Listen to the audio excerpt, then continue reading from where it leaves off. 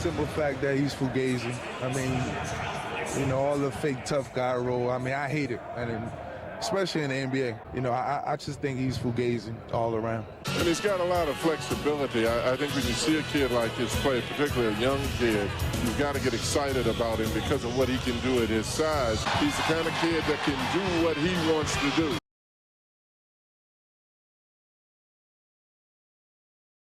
Tim Thomas, born February 26, 1977. Today's feature has been highly requested, and for good reason. His skill set was one of the first seen of its kind. He's fugazi. So much so that many teams, amateur and professionally, couldn't figure how to use him.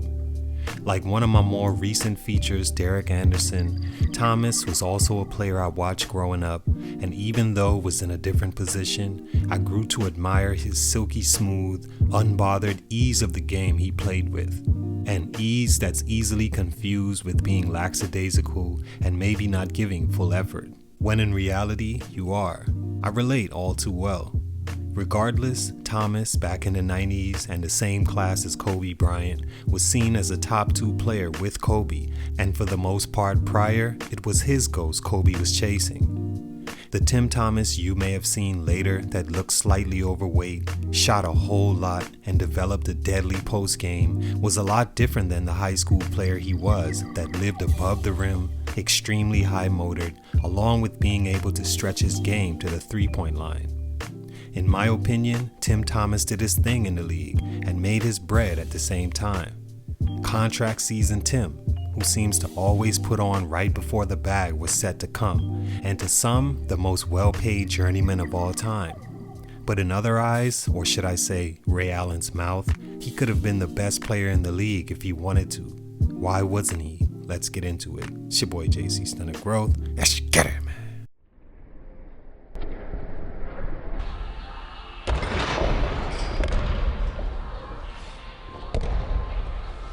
Thomas is a Paterson, New Jersey product, and at 6'10", created mismatches every time down the floor in high school.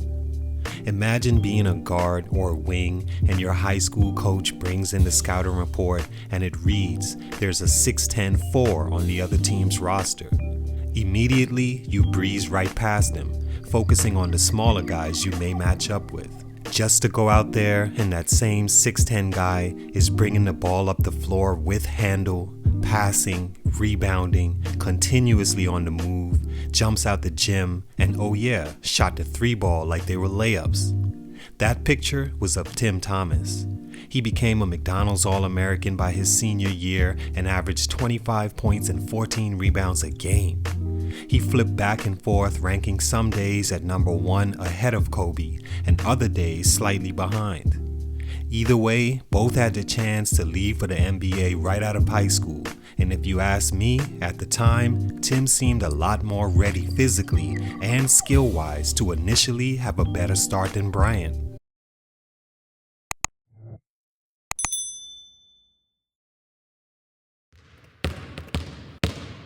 Stunt number 1, not going straight to the league. In my opinion, I don't think Tim Thomas needed college at all. He was that good in high school, and because of his unique size and ability to shoot the ball as well, I think college only stunted his growth and set the groundwork for his underappreciated talent. One of the main reasons I don't think he should have went to school isn't because he didn't do well on that level, because he did.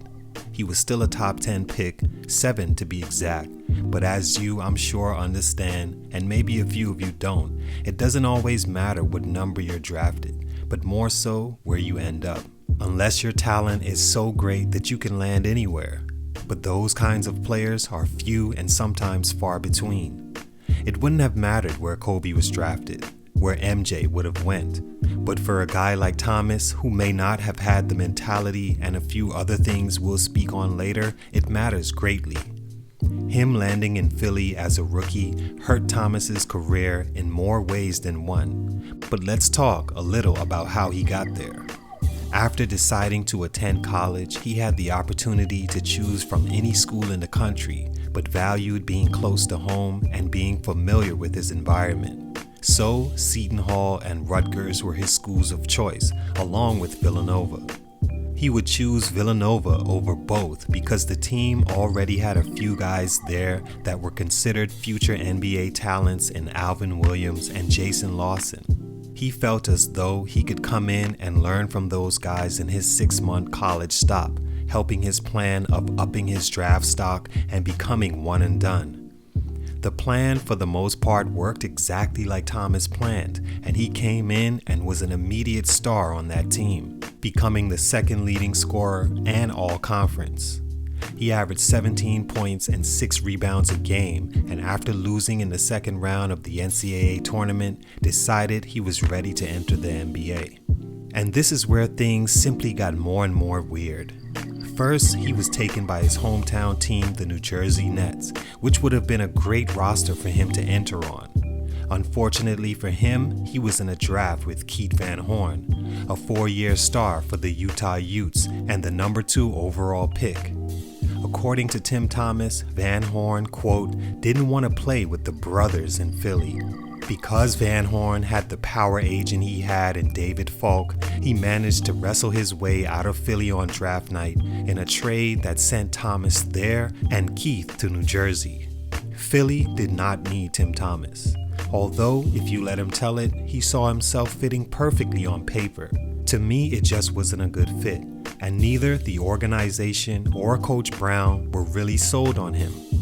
From the very beginning, he was on a very short leash that he never really got off. The team already had budding superstar Allen Iverson, now in year 2, Derek Coleman, Jim Jackson, Jerry Stackhouse, and Joe Smith. All guys that played his position or close, and with the coach not really knowing how to use him or taking a liking to his game, things went bad in just his second season. In the 98-99 season, after 17 games, he was traded to another terrible situation, especially in hindsight, the Milwaukee Bucks. Philly just wasn't the place to nurture his type of talent, and I think him going there initially set him up for an unfortunate next few years. Stunt number 2, Sam Cassell is jealous of my contract. Actual words from Tim Thomas himself. He also says he never wanted to go to Milwaukee in the first place. Of course, this came long after the two, along with Ray Allen, who also had some discouraging things to say about Thomas, played in Milwaukee together. He entered a Bucks franchise already stacked, similar to the team in Philly, and found it hard to mix with the personalities of the recluse Ray Allen and Sam Cassell, who felt as though Tim didn't deserve the high praises he got, especially financially. They also had Glenn Robinson, who to me was equally as important in those times as star Ray Allen. After a game during the 2000-2001 season where Tim put on a show hitting 8 threes, Ray Allen was asked about him and said that he thinks Tim Thomas could be the best player in the league if he wanted to. Word got back to Tim, who saw the comment as a backhanded compliment, almost accusing him of being lazy. In hindsight, we'll see that's exactly what Ray meant. Thomas didn't let it hinder his game, seeing as it was contract year.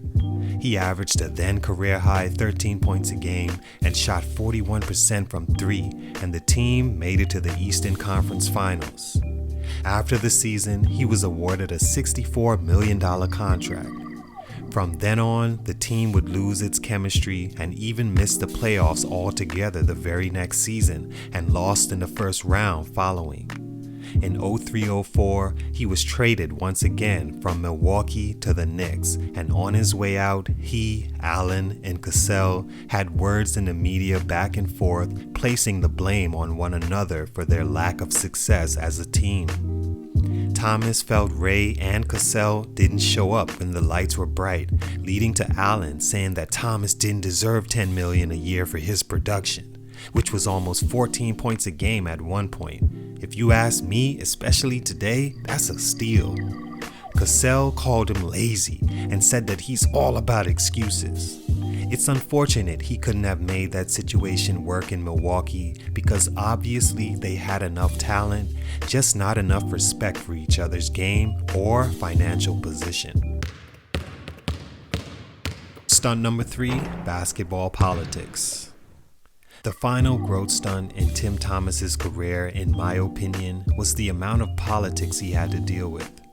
It's a topic I can speak on for hours, and a topic that may have gotten the best of Thomas.